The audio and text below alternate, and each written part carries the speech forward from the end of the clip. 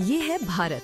हिमालय से लेकर हिंद महासागर तक फैली ये भूमि कभी दुनिया की सबसे समृद्ध, सबसे संगठित और सबसे शक्तिशाली सभ्यताओं का केंद्र रही है। आज हम उस भारत की कहानी सुनेंगे जिसे महान वंशों ने गढ़ा और इतिहास ने अमर बना दिया। जब मुगल सत्ता कमजोर पड़ने लगी, तब सह्याद्री की पहाड़ियों से एक ऐसी शक्ति उठी जिसने स्वराज्य का नारा दिया, मराठा साम्राज्य। इसके संस्थापक थे छत्रपति शिवाजी महाराज, जिनका राज्य अभिषेक 1674 ईस्वी में रायगढ़ दुर्ग में हुआ। शिवाजी महाराज ने सीमित संसाधनों के बावजूद गनीमी कावा, सुदृढ़ दुर्ग व्यवस्था और शक्तिशाली नौसेना के माध्यम से एक संगठित राज्य की नींव रखी। उनके बाद पेशवाओं के नेतृत्व में मराठा साम्राज्य उत्तर में दिल्ली से लेकर दक्षिण में तंजावुर तक फैल गया। पेशवा बाजीराव प्रथम के सैन्य अभियानों ने मराठों को भारत की सबसे प्रभावशाली शक्ति बना दिया। प्रशासनिक सुधार, धार्मिक सहिष्णुता और स्थानीय स्वशासन मराठा शासन की पहचान बने। मराठा साम्राज्य केवल एक राजनीतिक शक्ति नहीं था, बल्कि भारतीय आत्मसम्मान, साहस और स्वतंत्रता की अमर कहानी था।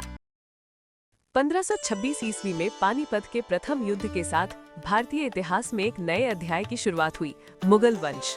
इसके संस्थापक ज़हीरुद्दीन बाबर थे, लेकिन इस साम्राज्य को स्थिरता और विस्तार दिया अकबर महान ने। मुगल साम्राज्य का विस्तार उत्तर भारत, बंगाल, गुजरात और दक्कन के बड़े हिस्सों तक फैला। दिल्ली, आगरा, फतेहपुर सीकरी और लाहौर प्रमुख राजनीतिक व सांस्कृतिक केंद्र बने। अकबर की धार्मिक सहिष्णुता, मनसबदारी व्यवस्था और भूमि राजस्व प्रणाली ने शासन को सुदृढ़ किया। शाहजहां के काल में स्थापत्य कला अपने शिखर पर पहुंची। ताजमहल प्रेम और शिल्प का अद्वितीय उदाहरण बना। पानीपत के 3 युद्ध, हल्दी घाटी का युद्ध और उत्तराधिकार संघर्ष मुगल इतिहास के निर्णायक मोड़ रहे, जिन्होंने भारत की राजनीति की दिशा तय की। जब उत्तर भारत में साम्राज्य उभर रहे थे, तब दक्षिण भारत में एक ऐसा वंश विकसित हो रहा था जिसने समुद्रों को अपनी शक्ति का विस्तार बनाया। ये था चोल वंश। इसकी राजधानी थी तंजावुर। राजराजा चोल प्रथम और उनके पुत्र राजेंद्र चोल प्रथम के नेतृत्व में चोल साम्राज्य ने श्रीलंका, मालदीव और दक्षिण पूर्व एशिया तक विजय पताका फहराई।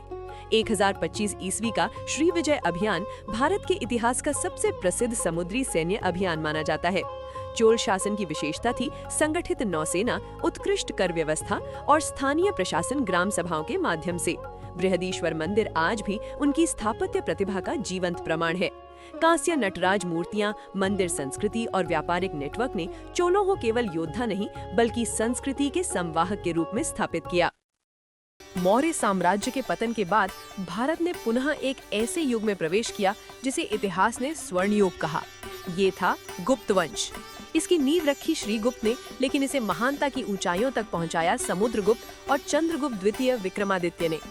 गुप्त साम्राज्य का नियंत्रण उत्तर भारत के विशाल भूभाग पर था, जिसमें वर्तमान उत्तर प्रदेश, बिहार, मध्य भारत और बंगाल के क्षेत्र शामिल थे। राजधानी पाटलिपुत्र और उज्जैन जैसे नगर सांस्कृतिक केंद्र बने। ये काल विज्ञान, गणित और दर्शन में क्रांति का युग था।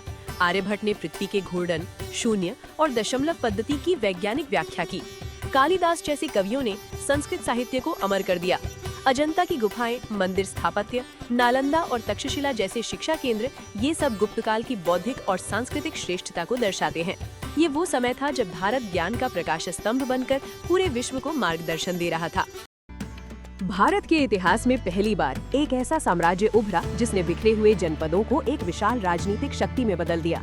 ये था मौर्य वंश। 321 ईसा पूर्व में चंद्रगुप्त मौर्य ने आचार्य चाणक्य, कौटिल्य के मार्गदर्शन में इस साम्राज्य की स्थापना की। राजधानी बनी पाटलिपुत्र, जो उस समय विश्व के सबसे सुव्यवस्थित नगरों में गिनी जाती थी। मौर्य साम्राज्य का विस्तार पश्चिम में अफगानिस्तान से लेकर पूर्व में बंगाल तक और दक्षिण में दक्कन के पठार तक फैला हुआ था। इसके प्रशासन की रीढ़ थी अर्थशास्त्र पर आधारित केंद्रीय शासन व्यवस्था, गुप्तचर तंत्र, सुदृढ़ सड़कें और कर प्रणाली। मौर्य वंश का स्वर्णिम अध्याय तब आया जब 268 ईसा पूर्व में सम्राट अशोक सिंहासन पर बैठे। 261 ईसा पूर्व का कलिंग युद्ध इतिहास का सबसे रक्त रंजित युद्ध था। इस युद्ध के पश्चात अशोक का हृदय परिवर्तन हुआ और उन्होंने बौद्ध धर्म को अपनाकर धम्म विजय का मार्ग चुना। अशोक के शिलालेख, स्तंभ और धर्मचक्र न केवल धार्मिक उपदेश थे, बल्कि एक नैतिक और मानवीय शासन की घोषणा थे।